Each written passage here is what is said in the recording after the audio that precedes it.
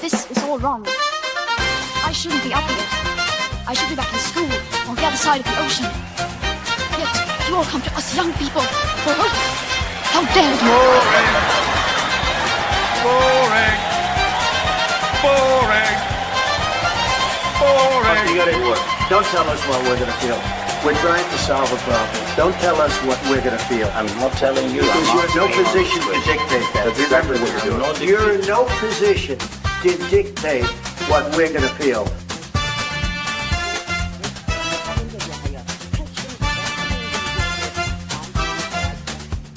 I call again for an immediate ceasefire in Gaza, the return of the sausages, the hostages. Good morning, Britain, and good morning, USA. I'm Lembit Öpik. And I'm Sarah Clark. And this is a trailer and a topical news program as we slowly introduce Good Morning USA, a program directed primarily at the US audience, but hopefully the old world will like it too. Sarah, where are you? I am in Dallas, Texas. Good morning, everybody. And I'm in New York, the capital of America. Is that right? Close enough. A lot of people think that, by the way. Why is it called the Big Apple? Does anyone know? I actually have utterly no idea. I can tell you why Wall Street is Wall Street, but I have no idea why it's the Big Apple. Why is Wall Street called Wall Street? So Wall Street is called Wall Street because I believe when the Dutch were first settling what is now New York City, that they built a long wall around the portion that they were controlling. I don't know if it was a fort or not, but the wall that ran along in the street eventually became known as Wall Street. The wall came down. The Dutch no longer control New York, but the name remains. I didn't know that. There we go. I've learned something already. I believe it was the Dutch. I could be completely wrong, but I'm pretty sure it was the Dutch. Why is Times Square called Times Square? Because it's got a clock. That may be right. I haven't had history class in a number of years, Lembit. I apologize. My favorite clothes shop in the United States is Daffy's because it's got all the posh clothes at a knockdown price. Daffy's, if you want to sponsor the show, get in touch later on. This program is our first serious foray into giving you in America and America Files in the UK a taste of mainly American news and also British news from an American perspective. And that's what we'll be depending on you for. It's so good to have you here. And hopefully you will abandon whatever news programs you used to watch and get your news from Unprecedented TV. Please subscribe. Doesn't cost you anything. Unprecedented TV on YouTube. The more you subscribe, the more we can do with the station. Now, Sarah, yes. Let's see if we can get into a bit of news. If you're watching this when it's been broadcast, the big story over in the United Kingdom about the US is Donald Trump. It is every day because he's more interesting than Keir Starmer. And Donald Trump seems to be spending endless hours saying that all this stuff about Jeffrey Epstein, who's obviously dead, but his shadow or his ghost hangs over the whole of American politics, that it's all hoax. It's hoax news. What's actually going on? That is a genuinely good question that many people have been asking for a very long time. Way back to the mysterious demise of Mr. Epstein. But I do believe, if I'm not mistaken, that a bipartisan coalition has come together with enough votes to release the Epstein files. So I'm sure we will get some pretty exciting, if not very redacted news in the days to come. But it's interesting. Both parties finally found a way to come together. Now, this piece of video, we see it again and again and again of a fairly youthful Donald Trump, still not doing much with his hair there. I wouldn't use his hairdresser, and I'm not rich. But he's with Epstein, and they're kind of laughing. But this is the only piece of video I ever see about them. Does that actually suggest that Trump's right? They got 1 minute, 20 seconds of Epstein and Trump having a laugh, and that's it. It very well may be. Truthfully, I haven't dug into it too deeply. After I heard in Virginia Guffrey's memoir that Donald Trump really didn't have anything to do with, as far as I know, that anything to do with involvement with her and Mr. Epstein, I've kind of just let it go like it was old news. But apparently American news sources and outlets don't agree, because yes, we have been seeing this again and again and again. And there's another picture I think that I saw on the news this morning, but it's a still. So, two images in a lifetime of politics and socializing. I don't know if really that's news, but there we are. I am more concerned with his hair, really. And that really bothers me. That you could say that's an offense. I'm not the greatest was a dapper man myself, maybe a Daffy's man, but not a dapper man. So I can't really complain too much. But look at the hair. Look at the hair. If he can win looking like that, why can't I be Prime Minister in Britain? Oh, I know, because we've got a brilliant Prime Minister in Keir Starmer. That's rhetorical. I'll come back to him. Is Donald Trump in trouble? Quite honestly, I mean, people have been saying that they've wanted to impeach Donald Trump prior to this last election. So perception is reality. And if people really, really, really want to think it, then they're going to spend a lot of taxpayer money needlessly, countless hours holding hearings for something that may turn out to be not. So I guess we will wait and see with bated breath. And my big question for you is, why this obsession? Is it because the Democrats, obviously Donald Trump's a Republican, the Democrats have become so lame that the only thing that they've got that they might be able to pin on Donald Trump is that he used to know Jeffrey Epstein, who's actually dead? Ironically, in that picture, I believe Donald Trump was a card-carrying member of the Democratic Party. It's only been quite recently that he decided to migrate to the right side of the fence, so to speak. But I don't. So here's my take, my opinion. Right, Donald Trump is a masterful marketer, and he has an uncanny way of just massaging the message, but also making sure that he is always the top of the news. So even if there is nothing here, people are talking about him, right? People are talking about Donald Trump. So like the furlough, right? The furlough ended about 8 hours ago, but nobody has heard about that because, right, there's a picture from 20 years ago with Donald Trump and Jeffrey Epstein. So I think the answer is yes. I don't think the Democrats have anything at all going on, and they're just going to beat a dead horse, literally and figuratively. I shouldn't really poke my nose into American politics, but it's rubbish, isn't it? It's just rubbish. Yeah. As far as I could tell, the Democrats were absolutely obsessed with showing that Donald Trump's the terrible president who's created the shutdown of government for a record period of time. But it's the Democrats that did it. They're the ones who stopped it. And as far as I can understand, Donald Trump's completely right about that.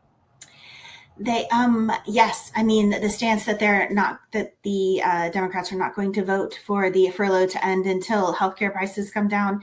I mean, that has been the pipe dream for the last, 4, 5, 6 administrations. So it's, I mean, if you're looking for somebody to blame, why not blame the leader? What is it? The leader's the person with the most arrows in his back. Well, at this point, that is definitely Donald Trump. And the Democrats are going to get to see a lot more of the Republicans if they don't find a way to get it together. And I don't think that your governor in California is really going to be the answer either, but that's a discussion for another time.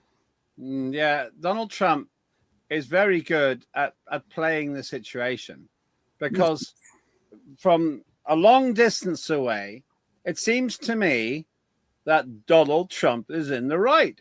Now, I didn't have a vote in your election for obvious reasons, but if I were to vote, I would probably vote Donald Trump because I think the Democrats are a complete shower. I think they're completely useless. And it's so transparent that they were responsible for shutting down the government and Trump was basically saying this is all about Obamacare or whatever they call it, and he just wouldn't budge. And they didn't get anything. This is the thing. After what was it, 7 weeks of this, or 6 or 7 weeks, something like that. The Democrats have given in anyway.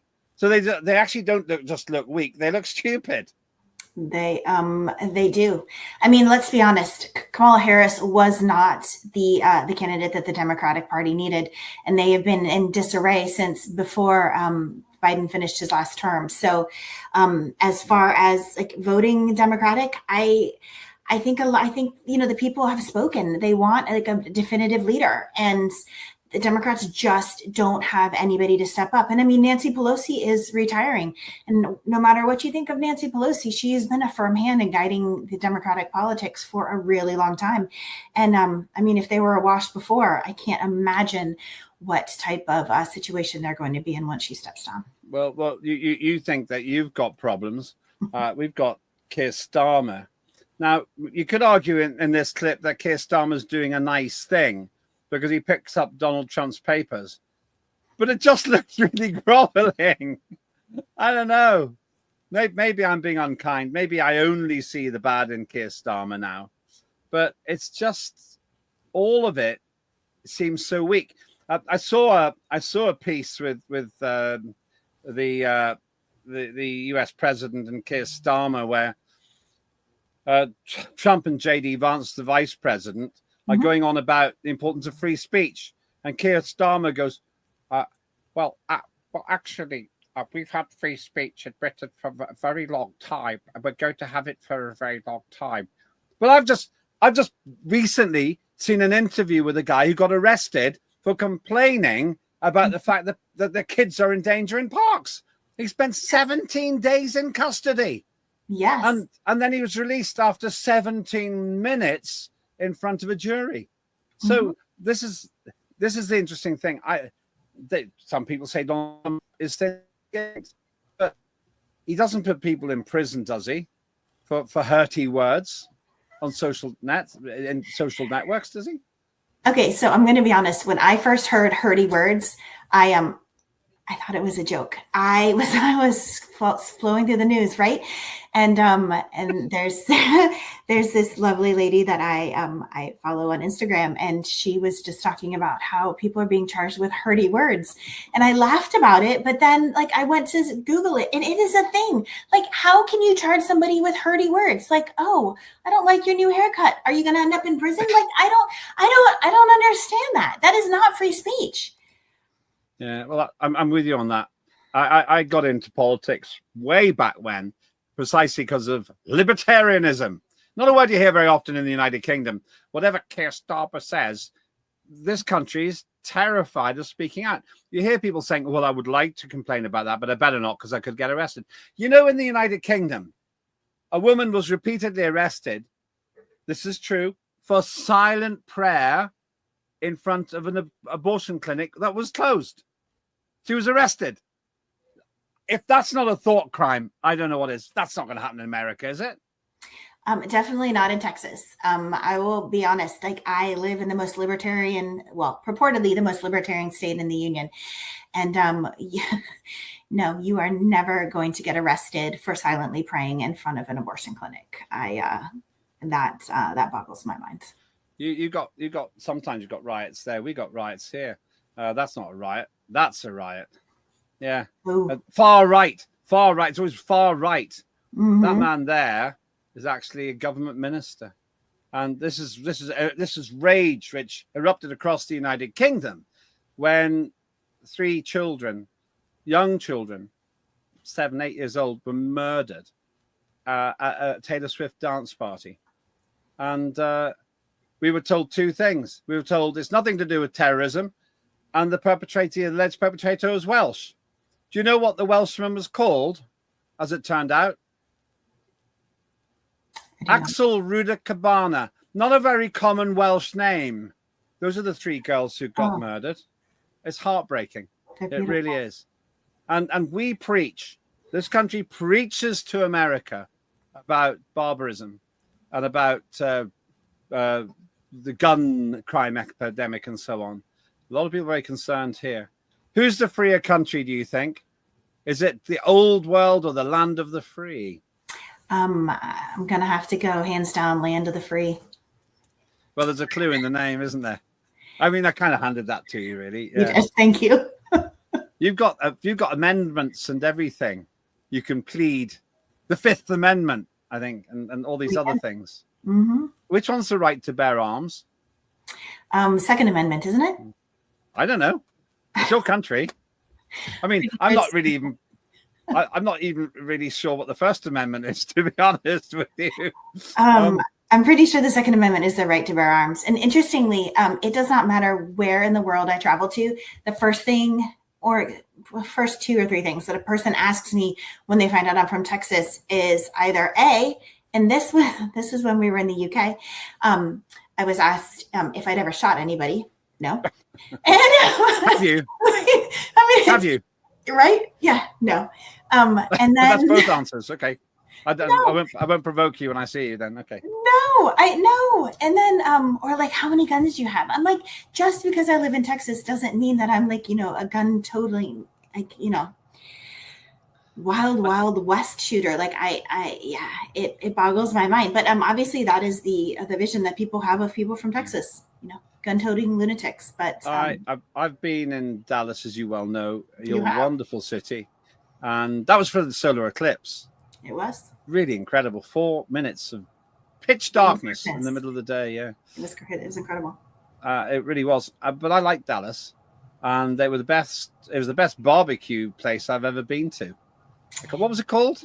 Mesquite Barbecue. Yes, we searched the world over and decided upon Mesquite Barbecue, and it was truly spectacular. But I'm not going to lie, Texas does have I'm going to get haters for this, but Texas does have the best barbecue in the world. So, and if you'd like to sponsor Good Morning USA, do get in touch. We're looking for sponsors for this show, especially when we get going in earnest.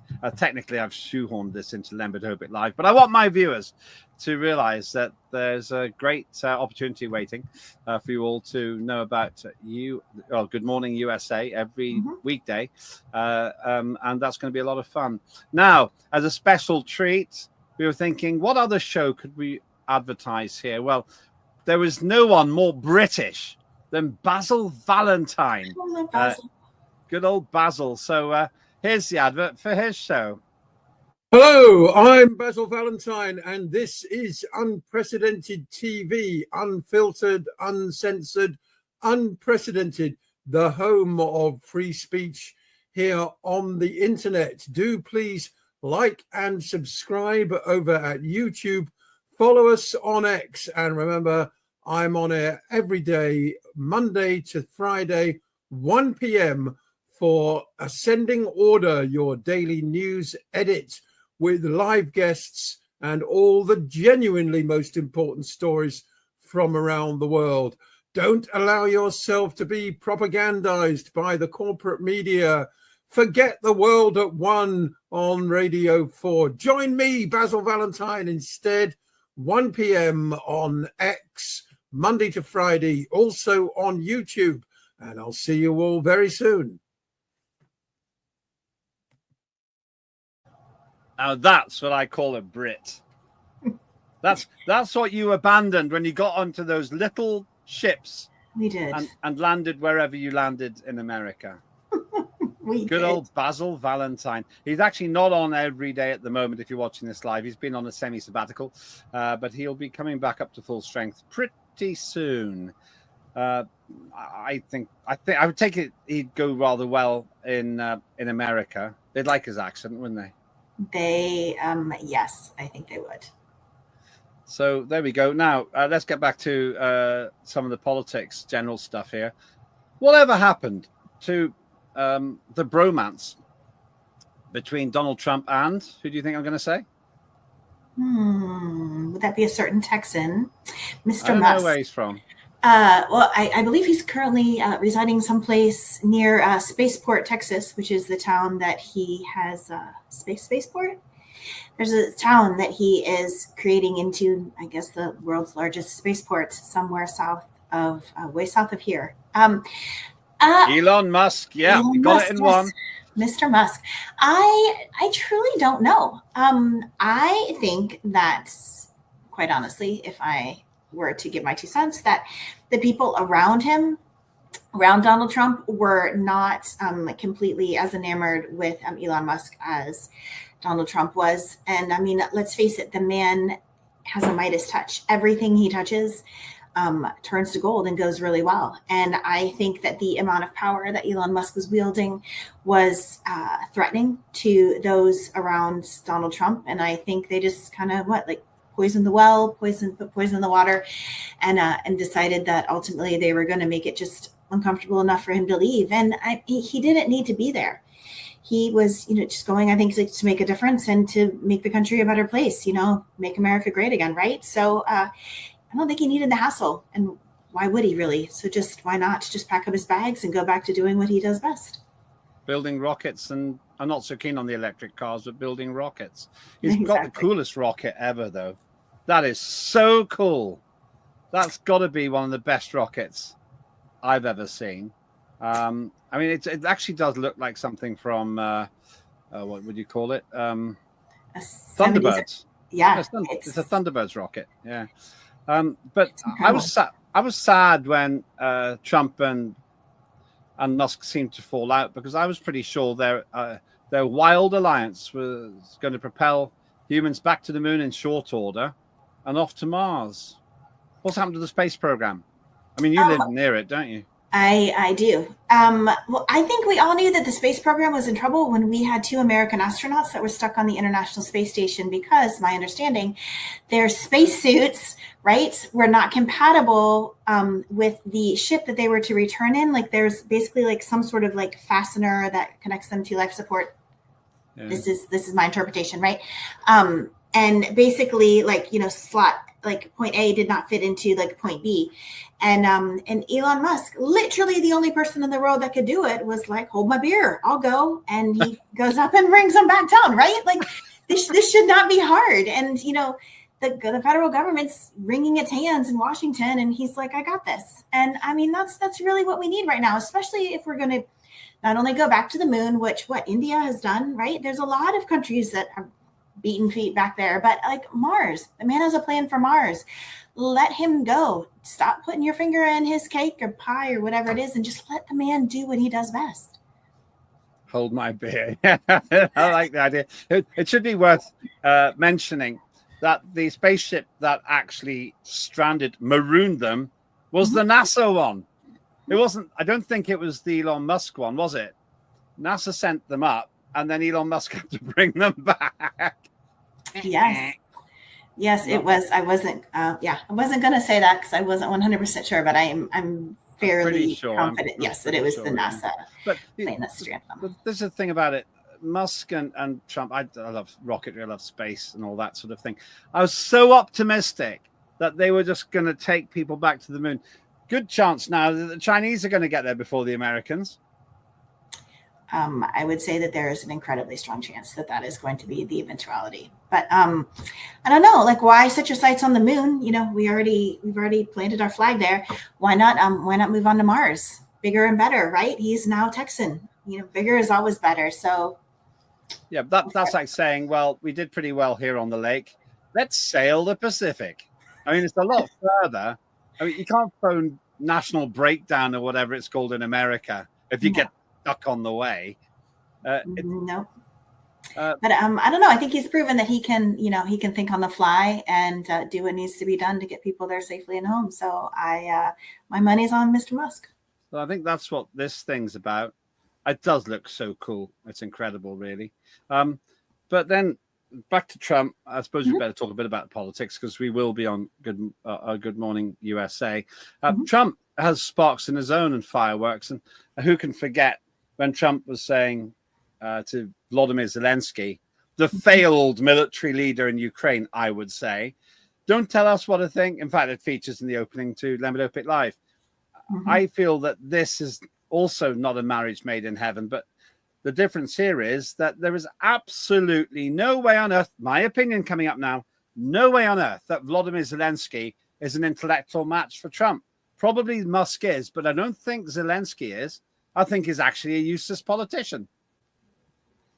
Like the thing about him though is like that man has backbone. Like he has kept a country together loosely, right? Albeit, but he has kept a country together under incredibly formidable conditions. So I don't know. There's something to be said for grit. Intellectually, do I think that he could go 1-for-1 with Donald Trump? Probably no, but there are a few people who could.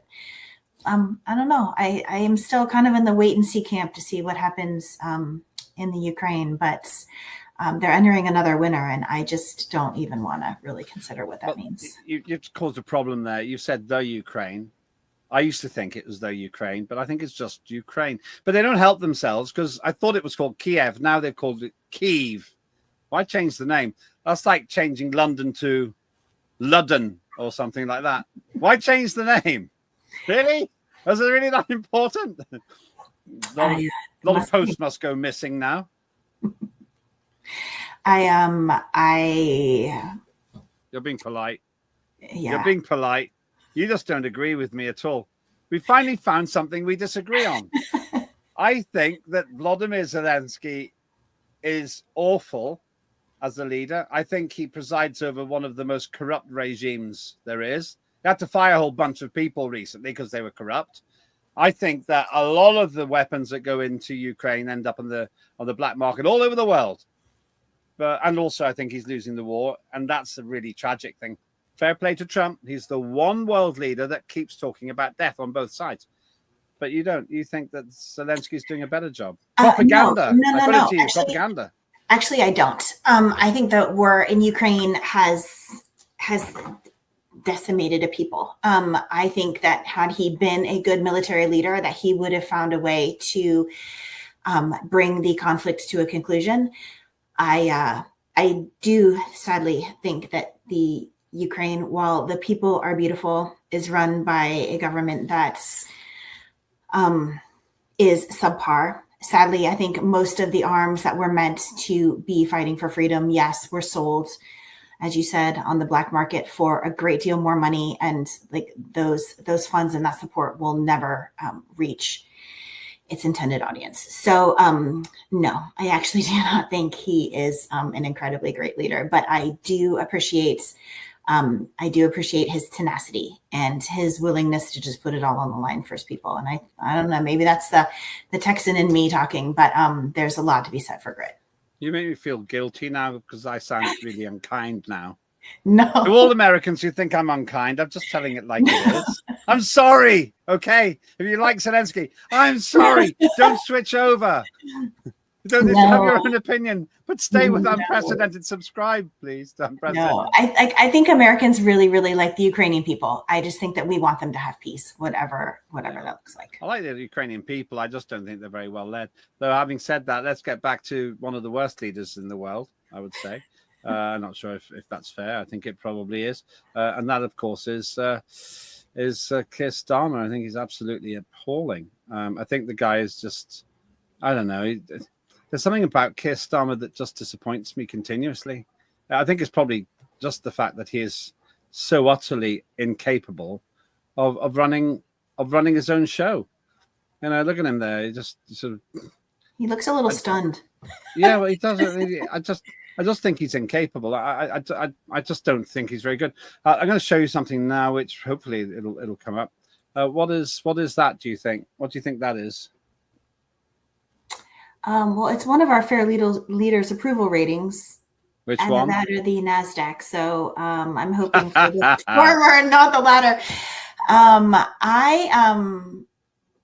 Sadly, I'm going to say Donald Trump. I hear that his numbers right now are worse than Biden's ever were, which is astounding. It's Keir Starmer. Really? Yeah. It's Keir Starmer. I guess I should. I think it is. If it's not far off, but I think that's what it was. Either that or it's an artist impression. He's actually said to be the most unpopular prime minister in the history of polling. He's just not much good, really? I'd say. Yeah, I'm told that anyway. Maybe I'm wrong, but he just is so desperately unpopular in this country now, I'd say. Well, there we go. Well, maybe it's because he's not part American. I mean, everybody loves Winston Churchill because his mom was American, right?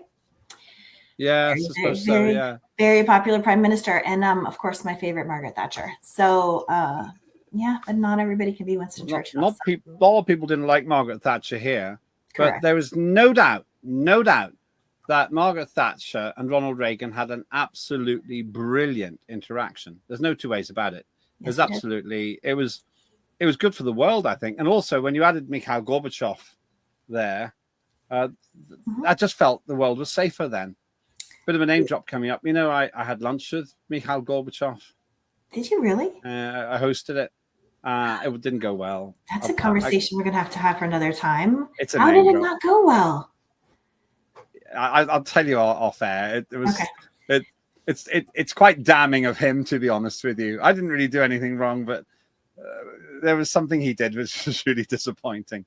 It wasn't illegal. It was just really rude. But I'll tell you about it. Maybe you shouldn't speak ill of the dead, but it's an interesting story. Ask me about it when I see you. Ask me about it when I see you. But then, just in the spirit of fairness, because I've been knocking my own country quite a lot, there is that classic moment in the career of Joe Biden. Oh, I even know what it's going to be. I hope it's this one. Somehow, if you're poor, you cannot do it. Poor kids are just as bright and just as talented as white kids. Wealthy kids, black kids, Asian kids. No, I really mean it, but think how we think about it. We think now we're going to dumb it down. They can do anything anybody else can do, given a shot. You know, the reason we're the... You know, it's just unbelievable. It really is. Just in case you missed that. I want everyone to hear that. Listen up, America. We have this notion that somehow if you're poor, you cannot do it. Poor kids are just as bright and just as talented as white kids. Now, that's not very ambiguous, is it? He's speaking to the Asian and Latin coalition. How, oh. Poor kids are just as able and just as intelligent as white kids. I mean, it doesn't leave anything to the imagination. And then he tries to recover with this next part. Wealthy kids, black kids, Asian kids. No, I really mean it, but think how we think about it. Well, we know how you think about it, Joe. I mean, it's just a clanger. We actually do an occasional series here, me and Mehdi, called Poor Kids and White Kids. It's just, he couldn't make it up. It's just one of those lines. Oh. If I said poor kids and white kids, people accuse me of being racist. I say, no, that's what the American president says. It's a parody on Joe Biden. What happened to Joe Biden? Where is he? I hope he is taking some much needed rest in Delaware with his wife, who, I don't know, as far as I know, was actually like acting more presidential than he was for quite a few years. But I don't know, we really haven't heard much from him. You know, like the Hunter Biden computer is kind of fading into the background. So yeah. I don't know. Did he get away with something there? Did they get away with something? Because that Hunter Biden computer story, we can't go into it in great detail, but there seemed to be an awful lot of bad stuff on that computer. Yes, there was an awful lot of bad stuff that went on. And I mean, I guess it's nice if your dad's the president and can pardon you. But I mean, like, this is a man who, like, for all of his foibles, like, doesn't even choose to acknowledge his own granddaughter, Hunter's daughter, right? Out of wedlock. But still, it's a bad look for, you know, it's his granddaughter. You just can't do that. And yeah, I think it's like, I think it goes to the heart of really kind of what's wrong with the Democratic Party. There's just rot, and I don't know how to get around it, and I don't know how to get over it or how to get through it. So just gonna keep on keeping on. Yeah, he was ill recently, and that's not a laughing matter. No. Having said that, his performance as president was laughable. I don't think we've got the clip, but there's that wonderful moment when he's on the, I think on the grass of the White House, and says, I can't impersonate him, but I know his words. One word describes America. Just incredible. It's just great. I miss him because he was so funny. At least we've got David Lammy, who described Donald Trump as a neo-Nazi sympathizing, woman-hating sociopath or something very similar to that. And then he said, that's water under the bridge. I don't think so. I don't really think that's water under the bridge. Oh, no hard feelings. Yeah. Can I have another pie, please? Oh, yeah. I had a very nice lunch. I had a good laugh about it afterwards. Yeah, okay. Yeah. And then Keir Starmer, the British Prime Minister, sends 100 activists from the Labour Party to try to help Kamala Harris win. Oh, well, that's fine. Doesn't matter. No one noticed. No hard feelings there. I don't think the relationship's that special anymore. I mean, so much for foreign governments not trying to influence the outcome of an election. Just saying. I know. It's terrible. All right. So what are we going to do with Good Morning USA when it gets into full flow, Sarah? You'll be the boss. Yes, I will be. We are going to bring you world news, U.S. news, UK news every morning, Monday through Friday, just to kind of get your finger on the pulse of what's going on in the world and just to make sure that you have all the information you need to, be the smartest person in the room and definitely be the one with the best choice in news. So, please tune in. I'm really looking forward to it. There was a point in my life when I'd spent 2/3 of it living in America. Did you know that? I did. Tennessee, if I'm not mistaken. Oak Ridge, Tennessee. That's right. Yeah. Oak Ridge, Tennessee. I want to go and see where we used to live if I can find it. And so for all the jocularity, I'm really looking forward to doing this with you. That's Good Morning USA. World news from an American perspective, which is going to be great. And we're depending on you to bring us the facts we wouldn't know in what should be the 51st state of America. Why do you think it should be? Why do you think I think it should be the 51st state? I'll tell you, because then we've got Trump instead of Starmer. And I'd buy that for $1. Thanks very much indeed. Last word to you, Sarah. You are, after all, the Indigenous American. I am the Indigenous American.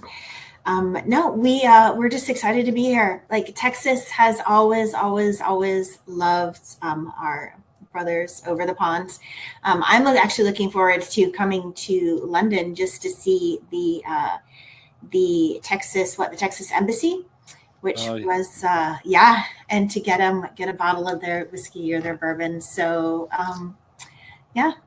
you guys are great. I'm excited to be working with you and the team. Your team is amazing. Everybody behind the scenes, I really appreciate all of your time and efforts. And we're looking forward to it. Good Morning USA. Here we come. We're going to have a knockout opener and a knockout content. I don't want to be patronizing, but you know that the Texas Embassy isn't a real embassy. Did you know that, don't you? I did. Any more than New York is the capital of America, but is it? Okay. We will definitely be talking about the stock exchange shift down to Texas in our first week of news. So stay tuned. There've been a couple of weeks. Thanks very much for watching. And if you like this, subscribe to Unprecedented TV wherever you are in the world. On YouTube, the more of you subscribe, the more we can do with the station. You also find us on X, Rumble, Patreon, I think, as well.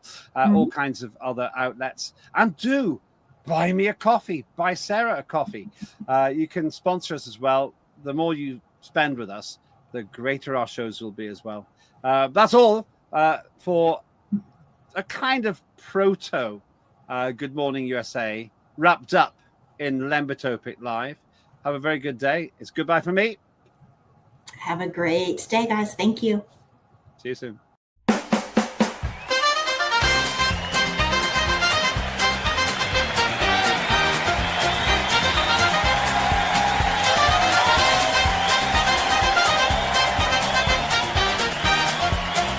Immediate ceasefire in Gaza.